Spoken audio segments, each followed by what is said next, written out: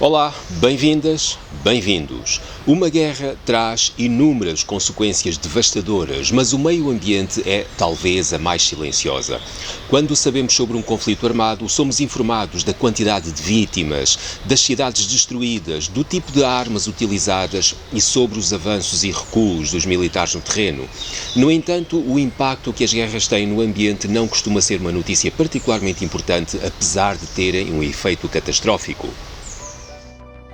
Existem determinadas informações militares que são consideradas confidenciais. Como tal, é difícil sabermos o verdadeiro impacto que as suas ações provocam no meio ambiente.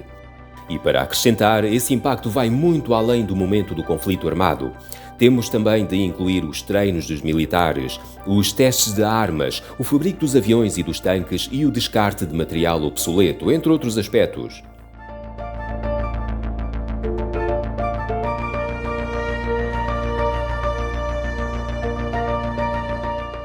As Forças Armadas incluem uma série de infraestruturas militares que vão desde as bases aéreas até às zonas de treino e áreas de testes, além de toda a indústria relacionada.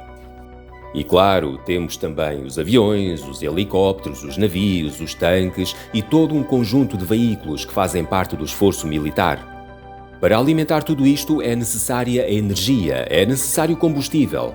E as Forças Armadas são grandes consumidores de combustíveis fósseis que produzem uma grande quantidade de dióxido de carbono, que é um dos gases com efeito de estufa.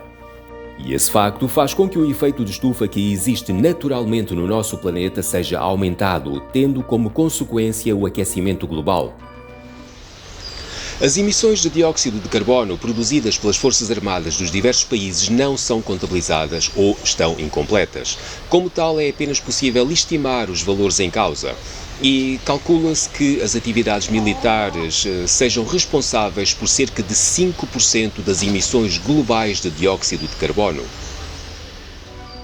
Para termos uma ideia do seu impacto, podemos observar o assunto a partir de outra perspectiva. Se as Forças Armadas de todos os países se unissem e formassem um mesmo país, estariam entre os principais emissores de dióxido de carbono.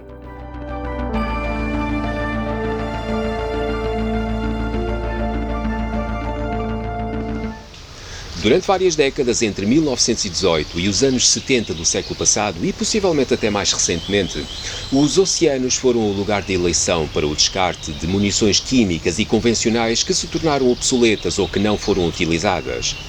Desconhece-se a quantidade exata que foi lançada aos mares porque os registros que existem estão incompletos. A estimativa para as armas químicas aponta para 1.600.000 toneladas atiradas aos oceanos. Mas este valor está incorreto porque foi obtido apenas a partir dos lugares de descarte conhecidos, que se acredita que constituam 40 a 50% do total. Estas armas químicas já foram responsáveis por acidentes em seres humanos muito depois de terem sido lançadas à água. Há diversos casos de gás mostarda que foi apanhado pelas redes de pesca de barcos juntamente com o peixe capturado. Escusado será dizer que houve pescadores que precisaram de receber tratamento hospitalar. Mas mesmo nas praias podem acontecer acidentes. Várias pessoas sofreram as lesões provocadas pelo fósforo branco, apanhando-o por o terem confundido com âmbar, ao qual se assemelha. E até o armamento convencional já tem feito vítimas, como por exemplo a bomba da Segunda Guerra Mundial que foi pescada em 2005 pelas redes de um barco e que explodiu. E claro que os seres vivos que habitam as águas estão também expostos, sofrendo as consequências. Entre 2010 e 2012, foi realizado um estudo no Mar Báltico, um dos locais de despejo de armas químicas. Nesta pesquisa foram analisados linguado, arenque e bacalhau, entre outras espécies. Os resultados mostraram lesões na estrutura celular e no material genético que foram provocadas por químicos tóxicos.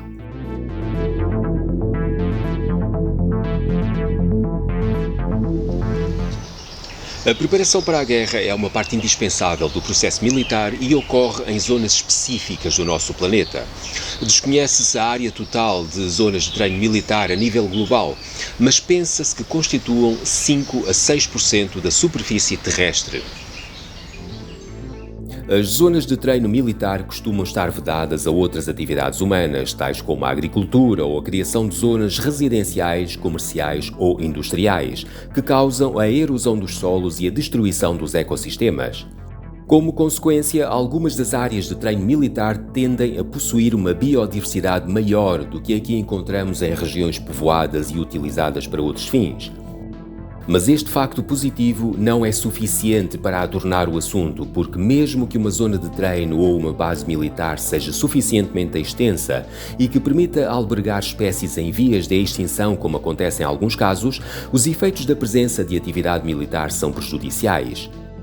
A contaminação da água, através dos elementos químicos tóxicos que constituem alguns dos materiais utilizados pelas Forças Armadas, é uma das consequências, levando não apenas à destruição dos ecossistemas, como também ao aparecimento de problemas de saúde nos seres vivos, incluindo os humanos, que ingerem essa água.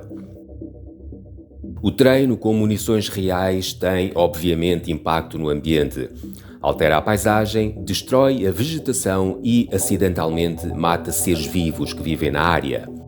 Além disso, a degradação das munições que ficam no local pode levar à contaminação do solo. A própria construção de bases militares pode ter consequências devastadoras. É o que tem vindo a acontecer no Mar do Sul da China, onde os recifes de coral estão a ser dizimados.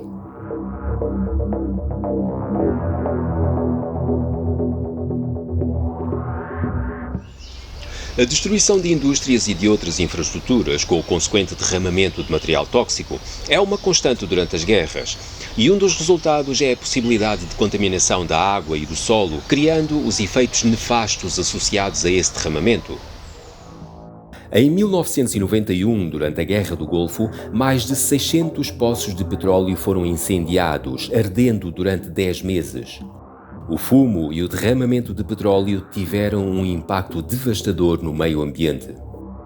Durante a guerra da Ucrânia, que continua a acontecer enquanto trabalha este vídeo, têm sido atingidas diversas infraestruturas industriais, implicando o derramamento de várias substâncias tóxicas para o meio ambiente.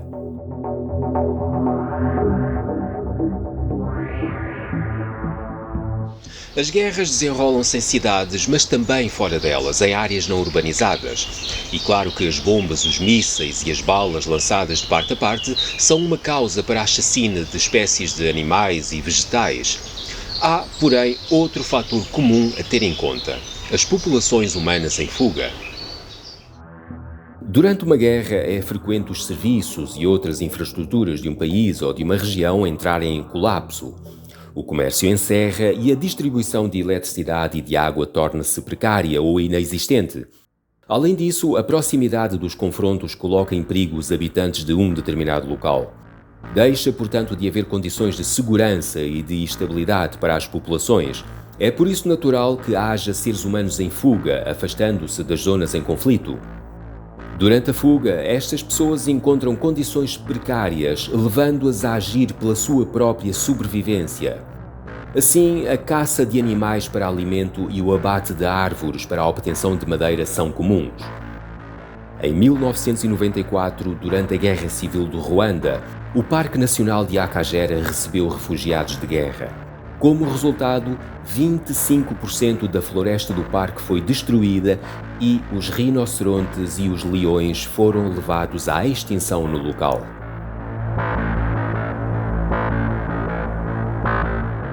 Como exemplos de armas químicas, temos o gás mostarda ou o sarin. Temos também o agente laranja, que foi lançado em grandes quantidades durante a Guerra do Vietnã.